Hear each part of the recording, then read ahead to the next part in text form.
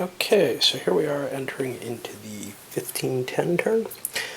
That's the fifth turn, still in the first period. I've seen a few events happen. I haven't gotten to the political events yet, but that's okay. I'll catch them in a moment. First thing that happened was the English king died. Now that was according to plan. Turn 5 was the turn that Henry VII is supposed to die, and you'd expect Henry VIII to come along, but there's no special stats for him in this. In the historical variant, you would follow the normal kingships.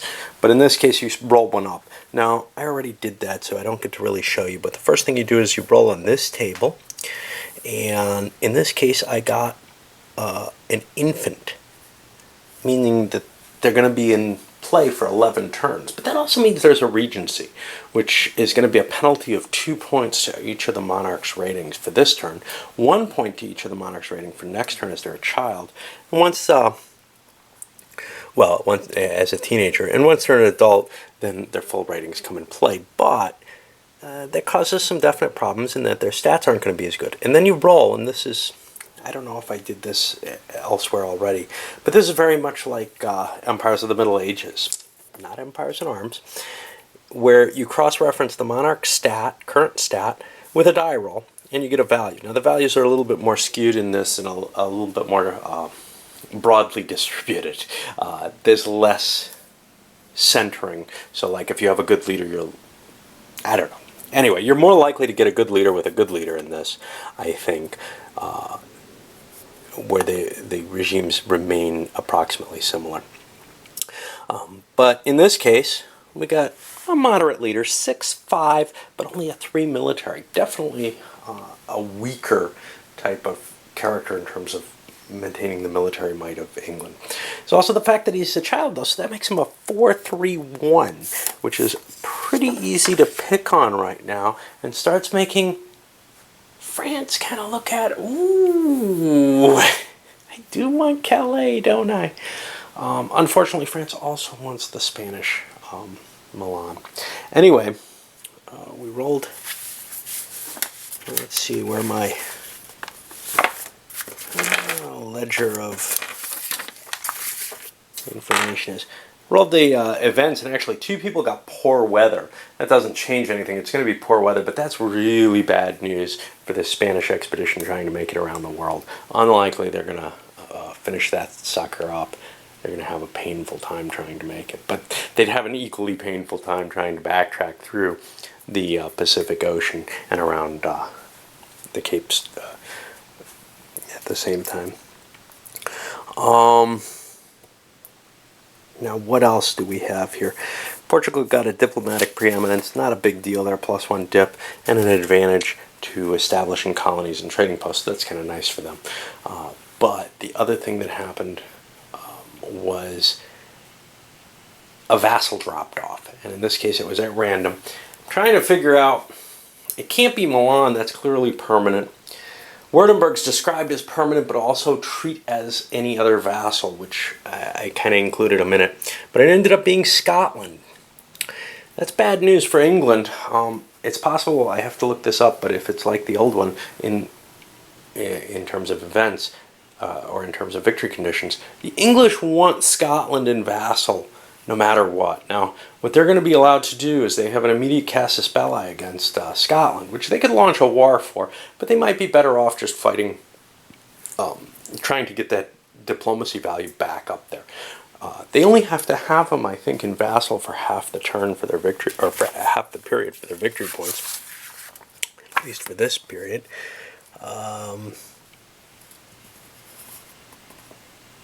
Nope. Scotland, English vassal. That's got to be at the end. Oh, well, that's a hard call.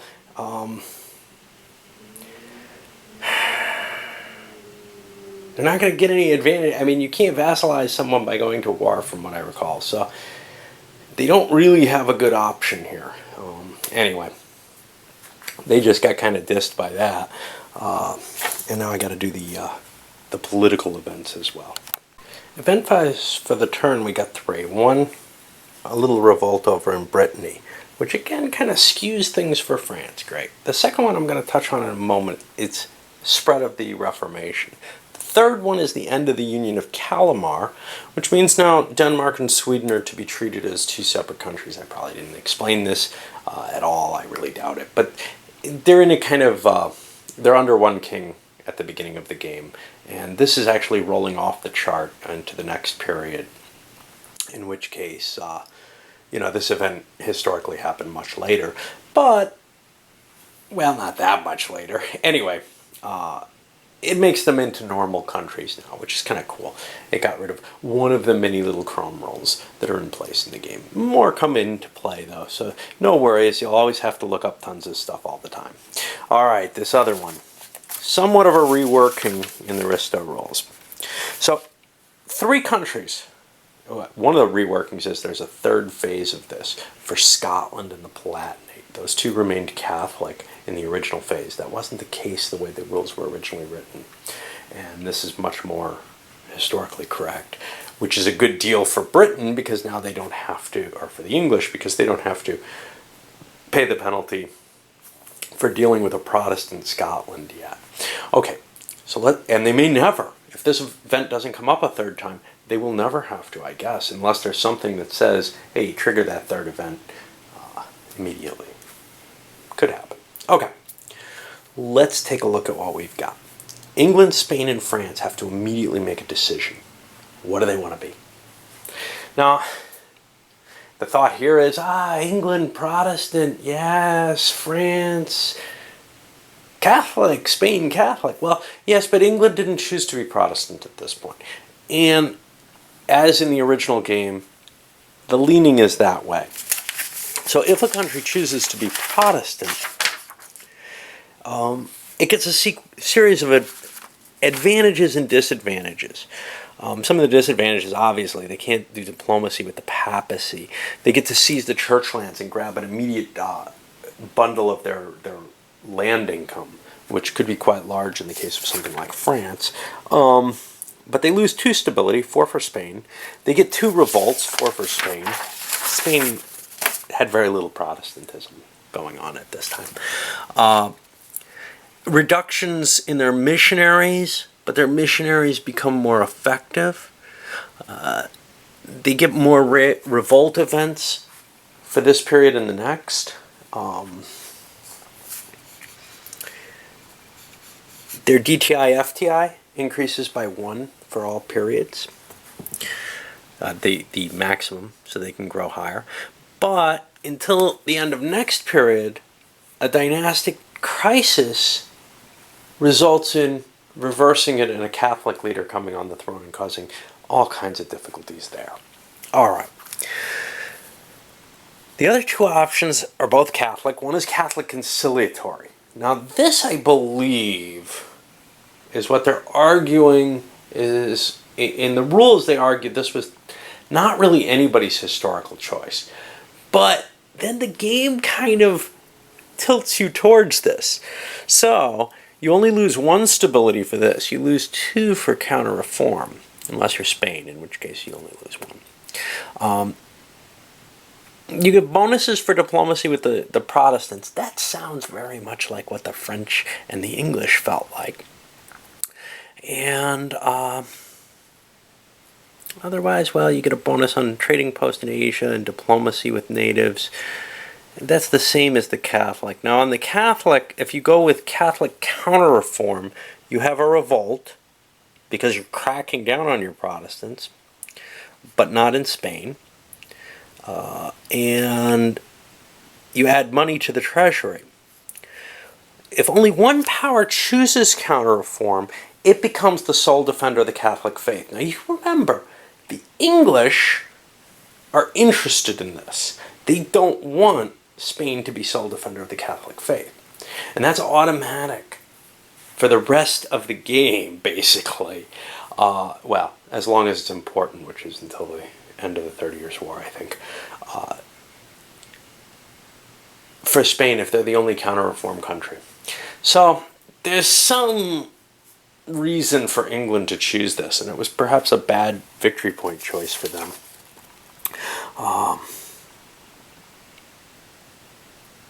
No casus belli for taking part in event 1-4. No victory points gained for Habsburgs victory. Oh no, this is Protestant Spain. So Protestant Spain loses the Habsburgs, and all kinds of bad things happen to them. It's really a radical choice, and I tend to go with the historical choices. I don't think I've ever really diverted too much from that, and I probably will not here. The real question is, does England go with conciliatory, or do they go with the counter-reform choice? I think France is going to almost guaranteed go conciliatory, and Spain is guaranteed to go counter-reformation. I'll come back after I figure that out. So, indeed, that's what happened. Spain went counter-reformation. England chose to go just conciliatory. That gives Sole Defender plus 20 victory point bonus just for getting it at this point. And then they had a victory point, which they did, requirement for it. They get another bonus there. As well, France and England went conciliatory. They took their one stability loss for that. Nobody wanted revolts. We're going to see where this all ends up. But yeah, it's always a tough choice because there are a lot of advantages to the Protestant choice in terms of mercantilism and stuff like that that give you the edge there. Of course, England has a backdoor into that, which is they get events which will help allow them to become Protestant later. So they're a little bit willing to wait on that. France does too, but they're not pretty. They're the French religious wars, and they're just going to be painful no matter what and which way France ends up falling there. All right, we'll look at the diplomacy and economic stuff and then load this one up because obviously this is a significant enough turn that's going to be an issue. All right, to finish up the diplomatic side of things, the French ended up declaring war on the Spanish. Well, on the Habsburgs. Spain has the right to trigger themselves into that war for free. They did so. More than that, because this is the Milanese intervention, the Swiss kind of jump in. So there's another big army. Again, it's medieval, but you don't know. Württemberg managed to make its role. Savoy did not in this case. So France is facing a pretty hefty alliance of countries. While this was happening, Venice snuck around and stole Tuscany from the French alliance track. The French didn't have the $100 investment that Venice put in, so they couldn't counter it. So Venice became immediately neutral, and then a big die roll pulled Tuscany up to entry in war, and they also grabbed Parma up to Expeditionary Corps, because one of their goals is to have more Italian allies than anyone else. They've just succeeded at this point. France has won Savoy, and the Spanish have won sort of in terms of Milan being a vassal of the Habsburgs. I don't know how that would really rule. But at this point, that's 10 victory points for Venice that they got. They had to invest a good deal for it, but 10 victory points is a big pile of money. Or points. Nothing else really happened. Well, the English played and they upped their Scots up to entry in war. They're almost vassal. If they can get that by the end of the period next turn, they win their victory points for that. That's a major goal for them. And they spent $100 to do that. They're going to be having to throw a lot of money at that because they have a poor ruler. Of course, the war is still going on down here between the Turks and the Mamluks. And Venice staying out of it still. They could have played for it. They've got the higher tech.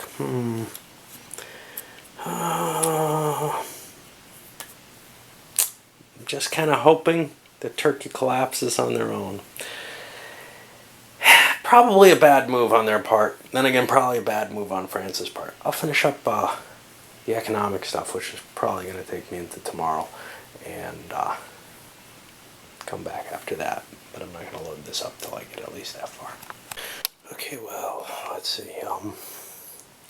The Spanish, in their economic phase, I don't know, didn't do much. They built up some forces, an army here to help engage against France. They didn't really go gung-ho on the forces. They did end up building Manila. And then I caught, oh wait, I could have hunted those pirates, and I did, and I got lucky, very lucky. I needed to roll a natural 8 or higher, and I did, and got rid of them. So we see the Japanese and Chinese fleets come back. We also see a Spanish trade fleet out there. But the Portuguese, this is why I wanted to highlight, was they set up their trading post, but then they tried to increase their coastal ore trading post, and this was a risky action. This is really dangerous because that's where they get their 40 gold from in Africa, and if they lose this, it's very bad. Well, they rolled a 1 on that risky action, which means there's a native attack, and this is sort of like the pirates. It's really hosing them. They're going to be rolling, there's 6 steps of natives, 60 strength points. That ends up being -6 to the die roll for wiping them out. And then they've got 1 fort, so there's a -5. There's almost no chance that they're going to survive this. Take a look. -5 is 0. Yeah, they're wiped out, fort and all. That's a really horrible result for them. Next turn, they're not going to get their gold. All kind of bad things are going to happen. All right, I pushed through the Turks, who added another army into place, ready to continue feeding it into the meat grinder that's the Mamluk War.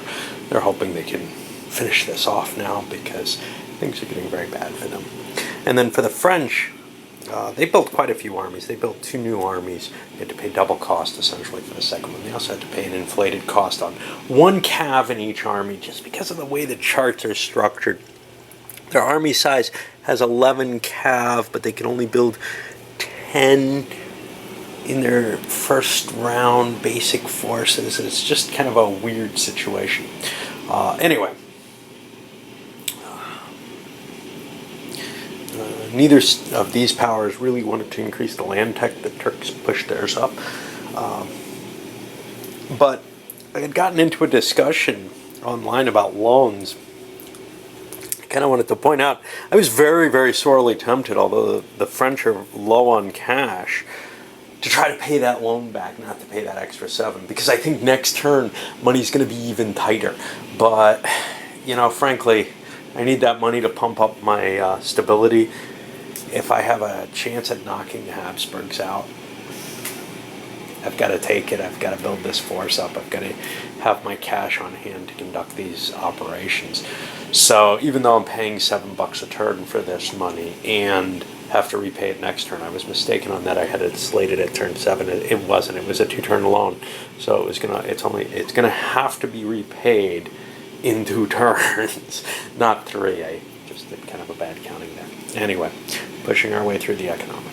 Bringing up that economic issue, you know, early in the game, I just don't see where you need that much money for. Later on, some of the powers have a lot of things they can do, colonization and stuff, but I just played Venice, for example. France has no colonization actions, so they usually don't want to pull money. Same with England. Venice, you know, I did a manufacturing increase. My DTI and FTI are as high as possible. I can do 1 trading fleet, and my odds are pretty good with very little money spent. I've got a lot of excess money. I spent 190, putting a big 100 into my technology increase. I have an oversized army, actually. That's England. I have an oversized army, not huge, but bigger than I need. It's in conscript status, but there's no reason for it not to be. It can shift over to veteran next turn when I might need it. And I had $450. I spent 190. Money is sufficient, usually. Once it starts running down, once it starts feeling like you need more cash, I have no problem taking a loan. But yeah, I don't really see a point to taking loans out just to up your odds on some things that you probably have a pretty good chance on. I hate doing that kind of thing. I hate paying more for something than I have to. And instead here, I've got this nice load of money for most of the countries carrying over in case things go badly. Then I can take out the loan if there's a war coming up or whatever. And I wrap things up with another country that has way more money than they need. They only spend it 195. They have 516. Of course, they could have spent more. I could have spent 40 more bucks on a trading fleet placement. I spent 10. It failed. My bad. But, again, I'd rather keep money in reserve than spend it. One thing I did spend for, though, was 50 bucks on building a fortress here in Maine. Protect that investment. That makes it a little harder on the Spanish. First of all, there's going to be a 5-point conscript militia in place there. The Spaniards have to discover the space, which they haven't done yet.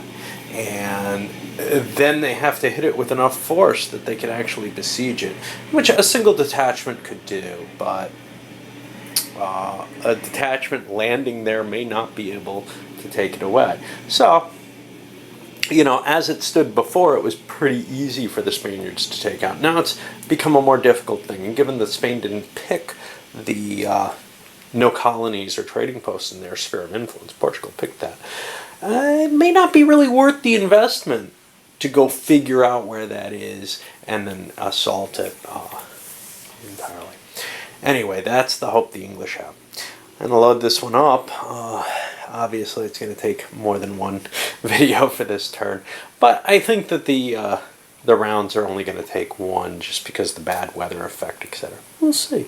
We got a couple of big wars going on, so it's hard to tell. And I've kind of relaxed about it and said, you know what? Nobody's watching these except people who are really into this idea of the game anyhow. And maybe they want that detail. Maybe not. Maybe they'll stop in at the beginning of turns and see, oh, well, what happened there, and go back. I don't know. But I think I'm going to get the same amount of people watching no matter what. I'm not going to chase too many people away by going into too much detail.